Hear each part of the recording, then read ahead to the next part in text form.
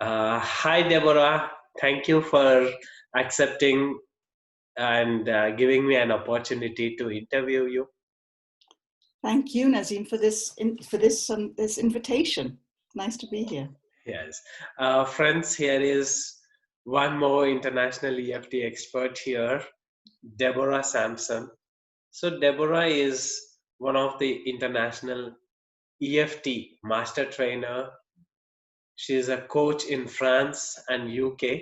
She works with individuals and groups, runs seminars, courses, and conferences in French and English.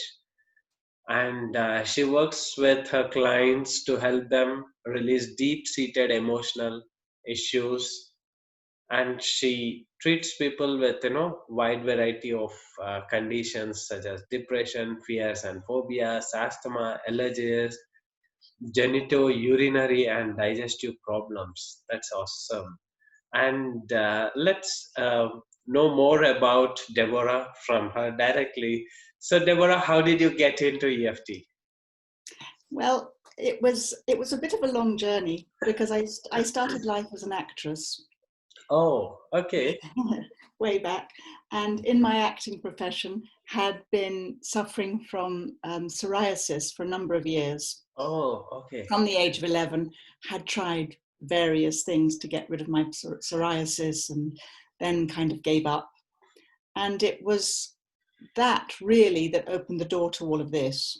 I was treated by an acupuncturist when I was in my late 20s, and the psoriasis it just descended my body. One day I stepped out of it and could do that and was free of it. Wow.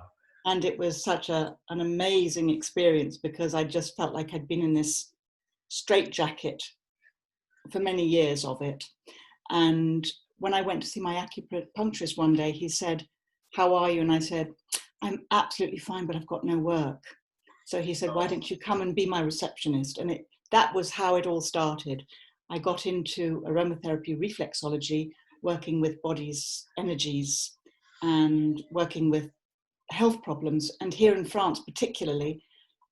And through my work here in France of working with often many generations of the same families, I saw patterns repeating themselves, and I'd always been fascinated by things that were repeated in families.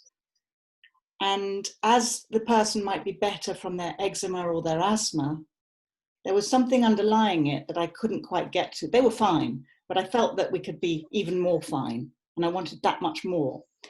And it was at that time that EFT came knocking on my door. And I found with a lot of people, I don't know if you found this, but I found a lot of people, it's actually not us going looking for EFT, it's EFT coming looking for us. And it came a couple of times. First time, I kind of batted it away. And then it came and it stuck, and I really got it. And I went off to learn it to begin with in Brussels with Dominique Monette, who is a Belgian trainer and master trainer of trainers. And I did my EFT 1, 2, and 3 training with Dominique. And then I met Gwyneth Moss, who was one of the original founding masters, and did my 3, 2, 1. I went back down the lane and redid it. And I was fortunate enough to interview Gwyneth Moss yesterday. So it's lovely meeting all these amazing masters. So Deborah, I'm super fascinated now because every EFT training starts with like EFT is also known as emotional acupuncture. EFT is acupuncture without needles. But here, the first time I got an opportunity to interview an acupuncturist who turned into EFT professional. So let us dig a bit about when we tap. Is it really helping a people which is as effective as acupuncture? I would say it is, Nazim. I would definitely say it is. That it's very similar to it, but it's working in a. It's very difficult to say without the sort of scientific proof behind it. And I'm not a scientist in the slightest or interested in that, but the effectiveness of the tapping, I see it I describe it like electricity in my house. Okay. I am not at all an electrician. I come into my house and I put the light on and and it works. Or the heating works. And if I come into my house and a light starts to flicker, I have enough knowledge that maybe I need to change the light bulb. Yes, that's enough. But if it still flickers, then I think, okay, I can go to my junction box, and I can disconnect that particular circuit because I still need to have electricity working. Okay. That's what I say is working that's how it's working, isn't it? When we're tapping, so if we take that light that's flickering as a little blip in my body, a little trauma in my body, I've fallen on my knee. I've really hurt my right knee. It's not too, it's okay, it hurts me. I haven't got time to go and see the osteopath. I haven't got time to treat it. So what I do is I do the same thing. It's like I go unconsciously into my junction box and I disconnect that from the rest of my other circuit. And I can, and I still have other functionings until it becomes a problem. By tapping, my way of seeing it is we're realigning the bits, putting ourselves back into alignment. Wow, that's awesome. Thank you, Deborah, for explaining, and also, it is an amazing experience to know about EFT from the words of an acupuncturist. And here, let's say you're just a traditional acupuncturist, Deborah. Okay? You have pricked few needles, and I got healed from my XYZ issue. But I do not know what is the underlying issue.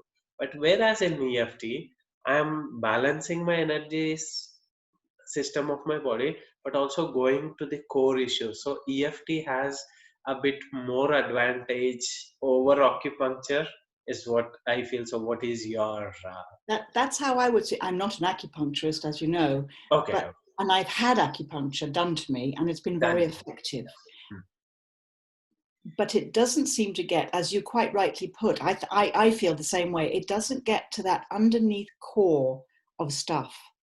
And Gwyneth puts it so well, I've always thought, when she describes WD-40, for the people who know it. Yes. I don't know if she gave you that analysis. Yes. She practically showed me that. Because the words, although the words aren't doing the work, they really help to focus on, when we're working with someone and we get to a specific word and we tap with that word, and sometimes when they say the word, it doesn't do anything.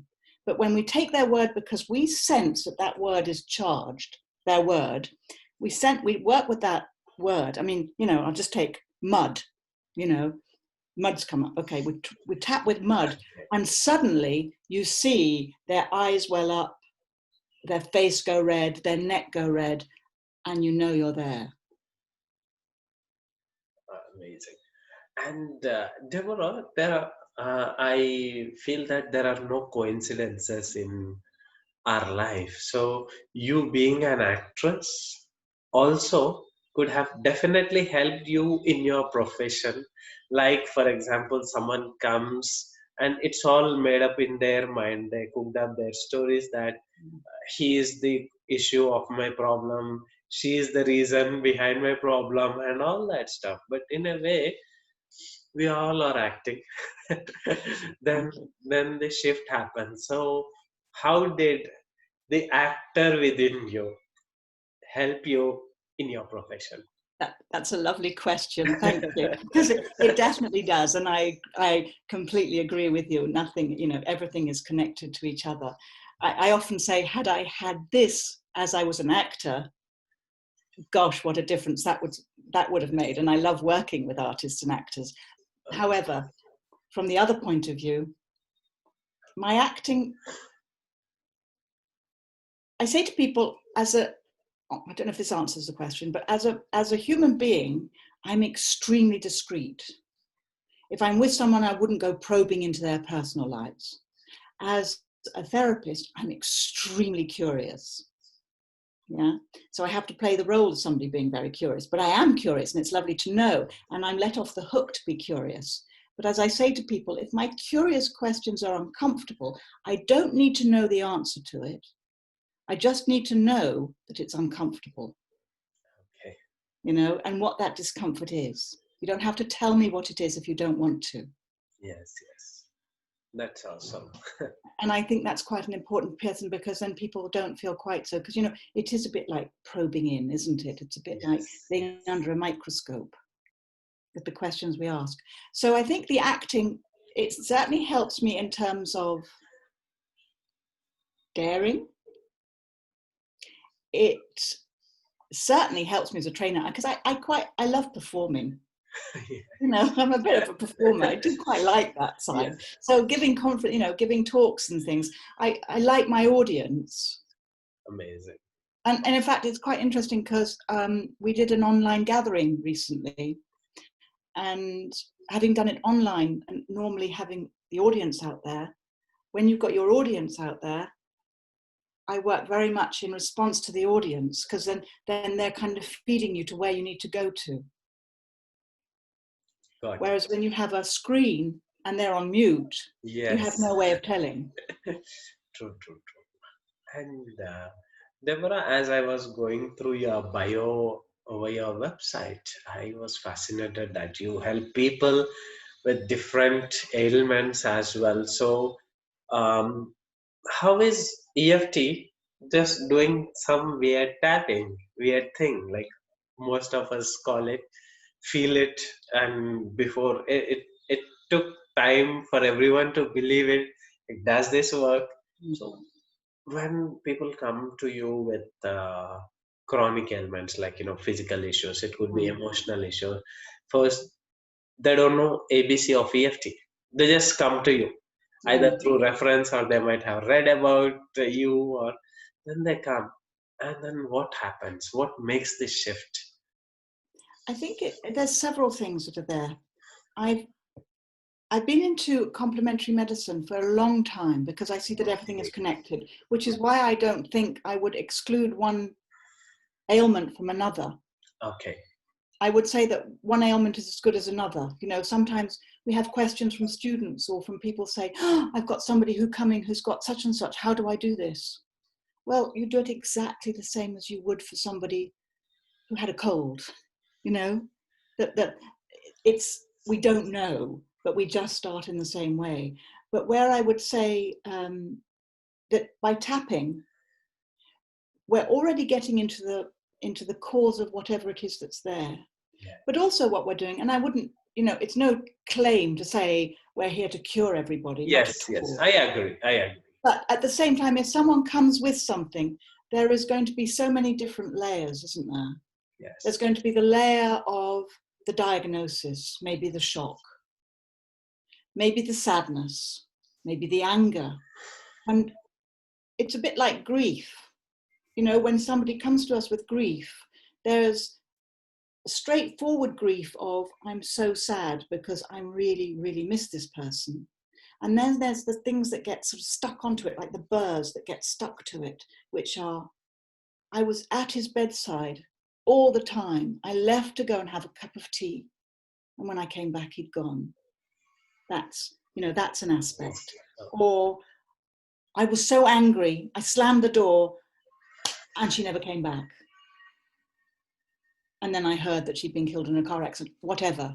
All those kind of things that somehow get stuck onto it. So we need to work through all these different layers, don't we? Yes. To get down to the core. And once we work through the outside, I say it's like a traditional oven. I'm someone that likes a traditional oven to cook from the outside in. Okay. And sometimes, maybe my way, sometimes what we're doing with more allopathic medicine is that we're going microwave. We're going inside out. And I think that by working from the outside in, we're gently allowing, I'm also I do massage with aromatherapy. And if I were to go straight into a really hard, difficult bit on somebody's shoulders, they'd be, aye, and they would already be tense. That's completely counterproductive. Yes. And with EFT, that's what we're doing. We're gently going from the outside in. So when we get to whatever it is that's painful, whether it's an illness, whatever it is that's there, it allows that just to heal itself. Because my belief is that our bodies just are so amazing, aren't they? And they have everything in them. They want to be well. They don't want to not be well. Yes. So friends, whoever is watching this interview, you can understand that no EFT practitioner or master claims to cure or heal. They're just helping you to peel off certain layers, and along with your main medical treatment, you can take EFT as a support you tool to help yourself. So thank you for clarifying that, Deborah, because I know a lot of people like, if I try EFT, can I give away medicines, or do I not have to go to doctor, and all that confusions will be there. So it very well explained about that. Thank you very much. And Deborah, could you please explain about your kind of trainings you do? I can, yes. Well, I teach. I hadn't intended to be a trainer early on. Okay, it happened. I was encouraged to do it by a couple of other French trainers who felt that we needed more, EFT International, or AMET in the old days, Yes. based trainers, because there's an awful lot of EFT out there. Yes. And there's a lot of EFT that isn't necessarily in the original spirit of it. And when I talk about the original spirit, as you know, what we're there to do is to help the person get there, not to lead them by the nose. Yes. And there's quite a lot of leading by the nose. So I wanted to really be able to train people, because there's a lot of demand around here, surprisingly. And in the time that I've been in my little town in Brive-la-Gaillarde, which is, just down the road in the countryside in southwest France, I went from being the only, I was denounced 3 times, 25 years back for, so coming from there to where it is now, and having so many different therapists out there wanting to teach EFT. And so when my trainings are, I do EFT, I train EFT levels 1, 2, and 3, but I really love giving specialist days, I love working with families and relationships, and helping trainers to, once they've learned their EFT 1 and 2, it's how to get free and how to get creative. And we are all so different. And that's what's so good. We work by word of mouth. And I often say, people don't come because I do EFT. They won't come to you because, they come to you for you, don't they? Yes. They've heard about you, and it's you they want. It almost doesn't matter what the tool is you use. Yes. Because it's your energy. Yes. And that's what's important. Yes. And that's amazing. So, Deborah, as you said, it is not the tool, it is you that matters. Thank you very much for clarifying that also, because some people start they glorify the tools and make themselves low. No. So it is this one more tool, it is we that matters. Thank you. Yes. And for anyone just to try it. Yes. Yeah. Because, that's one of the other things, isn't it? It's through the doing that that it works. And apart from EFT, what else you incorporate in your work? I incorporate aromatherapy with essential oils and reflexology, and sometimes I combine the two. Wow. And because that's a lovely, gentle way. I mean, massage, there are people that don't like massage, but massage is a lovely way of gently, I think when I've done an EFT session for someone and we've done a lot of tapping, even though that can be very relaxing, there's a lot that's come up. And I find that by ending the session with a massage, or even just a foot massage, or even just a couple of foot points, it's like,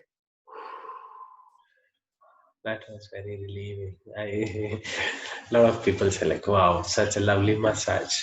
What happens? Do they release their emotions? Yes. And so, and particularly I think in certain cases, certain cases who are very cerebral, people who are stuck in their head, there's been a sort of disconnection from here for a long time and are still trying to get their head around how EFT works.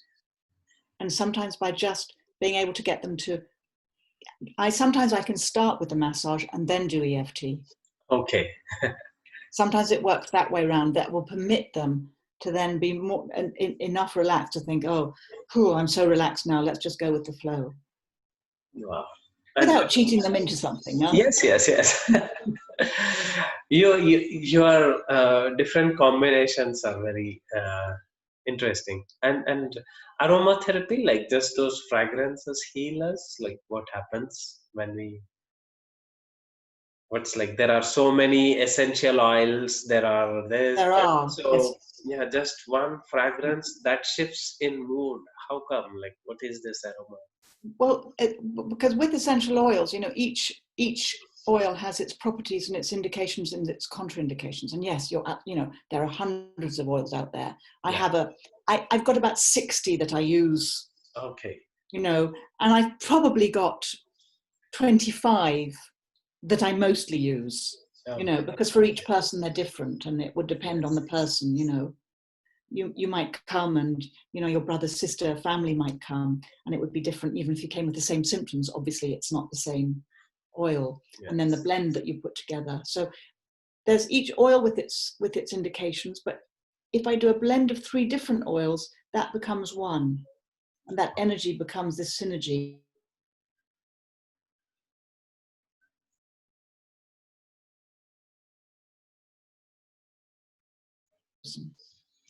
Yeah. I That's awesome. So here, Deborah, you are really playing around the EFT, massage, and aromatherapy. Now I understand why the kind of work you are doing. And for the EFT practitioners who just started or who wants to enhance their skills or give better result, produce better results for their clients, do you have any suggestions for them? I would say just keep learning, just keep tapping and keep learning. And I do find, and as a trainer as well, I didn't learn EFT by doing 1, 2, and 3 like that. I repeated with Dominique, I repeated with Gwyneth. I did it over and over and over because I'm somebody who learns by repetition. I'm somebody who learns by doing. And I would say to students, one thing very important is, don't feel you can't do it because after one training, you haven't got it. Okay. It takes a lot of persistence, and it takes a lot of, which is why we ask for so many case studies, why we ask for so much, within the mentoring sessions, is keep at it, keep asking questions, and keep repeating and do as many trainings as you can, which of course becomes costly. But our clients deserve us to do the very best for them. That is like eye opener. Like, just one read a book, or like someone was commenting, oh, that EFT could be easily learned over YouTube, but it isn't. So it goes much deeper. So it goes much deeper about that. And to become a very skillful, it's very easy to go out there and tap, and anyone can. Yes. And you can tap, of course, very successfully at home for something just by tapping. But to get very skillful as a practitioner, yes, it takes a lot of training and it takes a lot of experience. And having senior mentors like you, see, what happens is we don't have to reinvent the wheel. So like people who are already into EFT with decades of experience, not only with EFT, any field where one wants to grow, being mentored by experienced practitioners and trainers helps, is what I feel. So what's your perspective about mentoring? It's so important.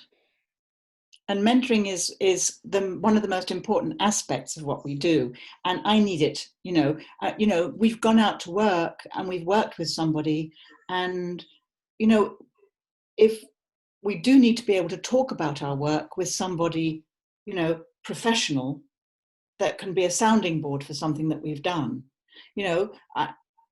because we'll all come back with occasional doubts about what we've done. And I personally think that doubts are good. Doubts are good. It keeps me on my toes. Yes.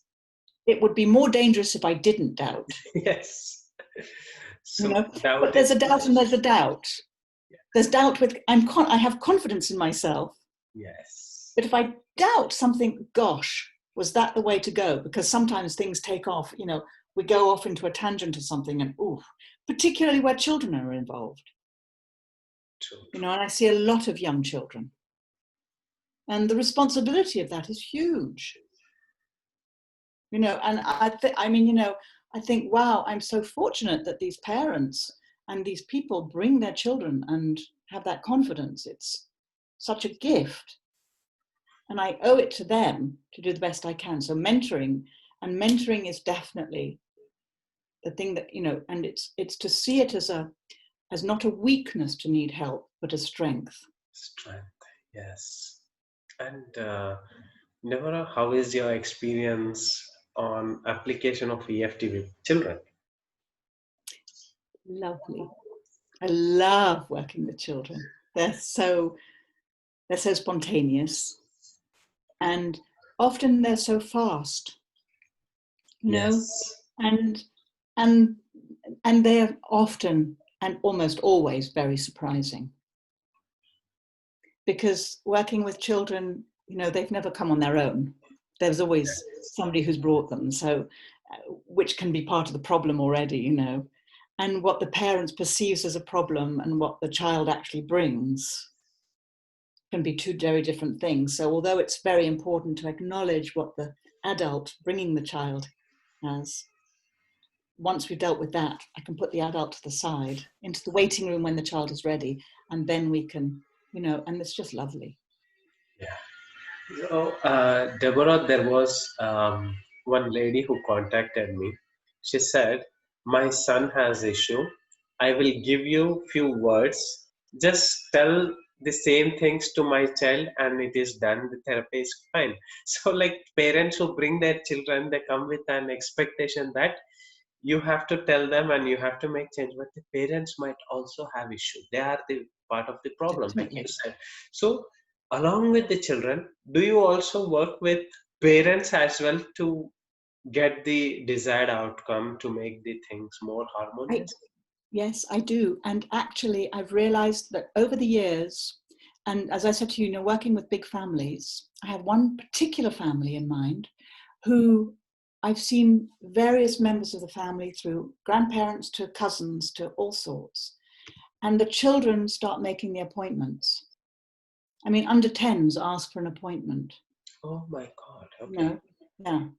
And I realized partly what it was is that they understood that when they came with mum or dad actually heard somebody else. They were heard because there was someone else listening, and they were able to tap with it without the parent saying, that's not what it is, that's not what it is, that's not what it is. So I love to work with families together. Now, just if in the early days of doing aromatherapy, before I had EFT, people would bring me their children. And I'd go into the waiting room on a Saturday morning, a busy, busy Saturday, and I would find this whole family there. And they'd all have something. And it was like, oh my God, how am I going to get through this? Yeah. Now with EFT, it's wonderful. They all come in. I sort of have a pretend zapper. I say, okay, now, your dad, I will ask you to give your version. Pause. Okay. Turn to the child. What's that like for you? Woo, and so everybody gets their say and we can tap. And as you do that, the family picture and the relationships change. They start to tap more at home together, and it clears stuff. Wow.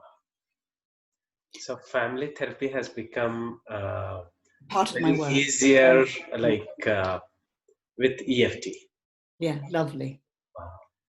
Yeah, and it's so clearing and it's so lovely because the children now often send me their parents. Wow. I have a family of 3. There were twins and their brother, and they used to ask for gift vouchers for their birthdays. They used to ask for a massage every year. Wow. So, which is so sweet, isn't it? Yeah, so true. And now, as you said, Deborah, that you work with families where all the family members are present there and each is telling their version.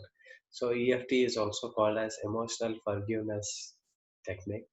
So the role of forgiveness and with regards to family therapy, how do you feel application of EFT in, because just say like just forgive and let it go. That doesn't come. The people are hurt deep within. They have their own reasons. They have their own stories. They have their own logics, and they come to a therapist. It's not so easy reading a quote that just forgiveness, just forgive, let go, relax. No, it doesn't help. So emotional forgiveness therapy, like please tell about how peeling off layers and layers EFT is helping people to forgive others. Yes, because by seeing the other person's version, there's something that goes click. Okay. There's like those aha moments that we get in EFT. And when a child speaks and taps, I've seen it on a number of occasions where the parent has just gone, oh. Can I give you a tiny little example of a lovely story? Please. I remember a 3-year-old coming to me. She'd asked for an appointment.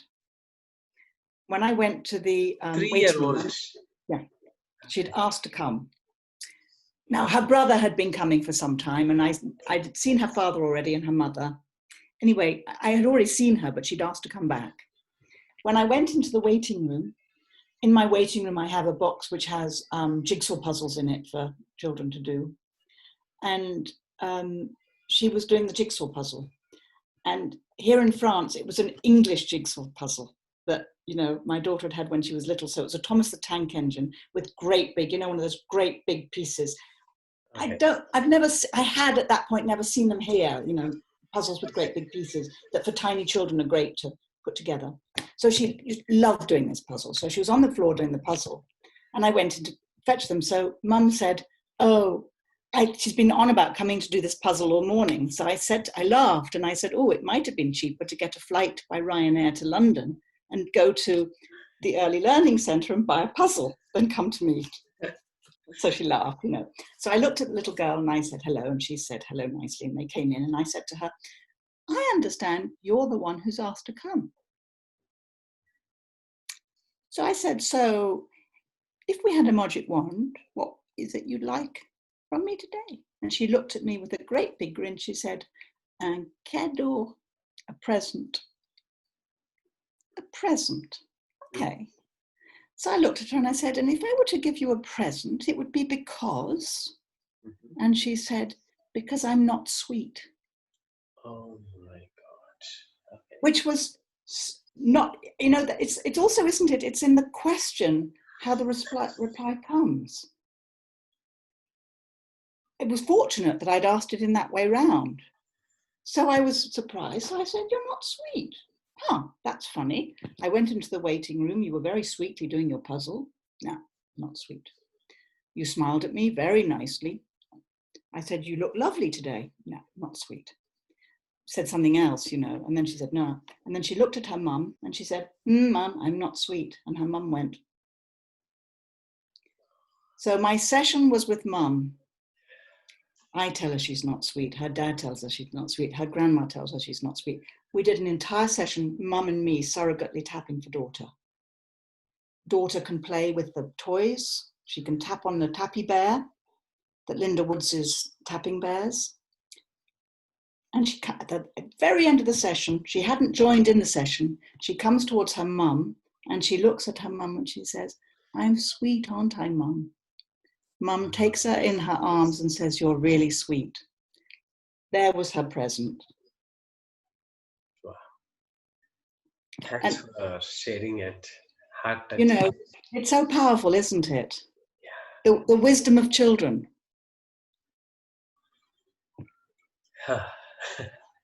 Good to know, and very heart-touching story. So can you please tell that, like, as you said about the surrogate tapping, how a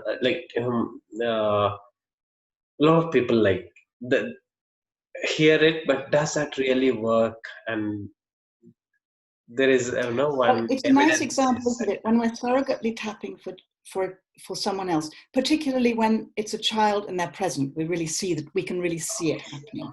Okay. Because when we're working with very small children or babies, getting them to tap on the points is already going to be complicated. We can get them to tap on Tappy Bear, of course, Happy Bear, depending on the age. Yes. But I also think it's important for the child not to feel that they have to do because they've been brought. And she had quite clearly, and she's now a 12-year-old. Okay. So she comes occasionally for adjustments and brings her mum when she thinks her mum needs to hear something. Okay. Smart girl. And they're an amazing family. They are really an amazing, amazing family. And within that, I would say that yes, with the surrogate tapping, when we work, we're all part of, as parents and as therapists, as parents, we know when our children are growing up, I used to remember when my daughter was little, if she was angry, I'd think, well, what's going on in me? Okay. Now I understand why she's angry, or she's sad, or she's frustrated, or whatever. What's going on in me? And bring it back into here, or her dad, or whatever. But bring it back into us and see what's going on outside, and seeing how we are so connected. Yes. And we get connected to our colleagues. We get connected to our friends. We can pick up, so those of us that are sensitive can get, how many of us can be in a situation where I don't know why I suddenly feel this overwhelming feel of anxiety. Yes. There's nothing for me to feel anxious about, and yet I feel anxious. And if you look next to you, you think, possibly that's coming from this person might be anxious. Where is it coming from? Yeah. Is it mine or isn't it? So with the surrogate tapping, what is also so important, and in following Gwyneth Moss 3-stage tapping, we tap about the person. So we tell the story about the person, and then we tap talking to the person, and then we tap as the person. And as we go cleanly through these stages, we get there and we get into the energy. So as I'm working with a parent, like in a case like that, we start telling the story. And what is so important is child hears, mother is acknowledging what child's pain is. Mother by going, oh my God, I tell her she's not sweet. Oh no, I tell her she's not sweet. When we're able to go in and say, then she can actually talk to her and say, and I'm so, so sorry. I'm so, so sorry. That is so powerful. Already saying I'm sorry to someone is powerful, but when we do it and it's tapping, and the other one is tapping, they receive it. So that's one stage. That's not quite a surrogate, obviously. There is that stage, but when we're working with babies, it's amazing, and working with a little baby on its mother's knee, and he's looking out towards me, and she's bringing him because he doesn't want to sleep in his own bed, and he starts interfering with her tapping. He starts stopping her tapping. He puts his hands there to stop her tapping. So I just brought into it, I don't want this to work.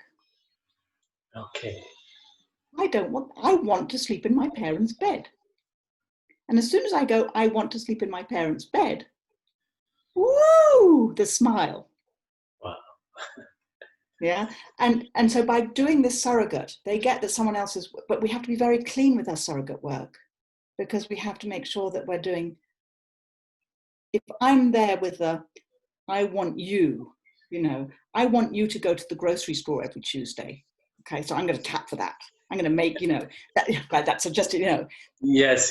Then it's a manipulation. Whereas if it's another thing that what's the fact that you are worried, that's a silly example, but, if I'm concerned that you're worried about something, I will work on my concern about you being worried. And that makes me sad that you're worried. I'm sad. So that's my stuff. I'm sad that you're worried. I'm sad that you're worried. I'm sad that he's worried. Yeah. Then we get into the next stage once I've cleared that. Amazing. Thank you, Deborah, because, surrogate tapping was just like we are sending healing energy to someone, like Reiki or pranic healing. but this goes much deeper level. Yeah. Thank you for that. And some people do it for their animals also, surrogate tapping, and they say it. Do you have any experiences about working with animals? I do. And again, it was that for me when I first started EFT was going to be too far. I thought, oh no, this is ridiculous. But I think, in fact, for my students, I recommend them doing the animals course. Okay. Because when you learn how to tap for an animal, you learn how to tap for a human being. Because an animal doesn't lie. Yes. You know, we're not getting into their headspace. And an example I'll give is actually, I did my, way back when I did my training, I did my Animals Day with Gwyneth Moss. And at the time I had a dog who barked at everything in the sky. So our old house we lived in an old house in the Corrèze region, which wasn't quite as exposed as when we moved onto our land to build our house. And it was every white trace, he would bark. And then every hot air balloon, and we are in a region with this fabulous view, so a lot of hot air balloons, and he would be barking and stressed all the time. And I was working with Gwyneth about my dog, so the pair of us are working for the dog. And suddenly she sees an arm coming down to take the puppy out. He was, in his story, going to be drowned. So it was like these hot air balloons or the people coming over, you know. So we tapped on that. Whether that's true, whether that's false, the results of it were he no longer barked at white lines in the sky. He no longer barked at hot air balloons. The first time he saw a hot air balloon afterwards, he went outside, he went, ugh! And it was like, oh, I don't do that anymore. Okay. So, you know, whether, as I say, we don't know what we're picking up is true or false, but the result is that's what happened. So thank you very much, Deborah. I loved the way you work with children, especially the 3-year-old's story about I'm Not Sweet was very heart touching. So friends, whoever is watching this, like now you understand how EFT can help with even children, with animals, with humans. That's where it is called like try it on everything, but don't go where you don't belong to. There is a caution as well, so it is not a replacement for your medical therapies, so it can be an addition tool. Thank you, Deborah, so for sharing your experiences. You're so sweet. Thank you for your time. It's been a delight to talk to you. Thank you so much for having me. Very much. Thank you.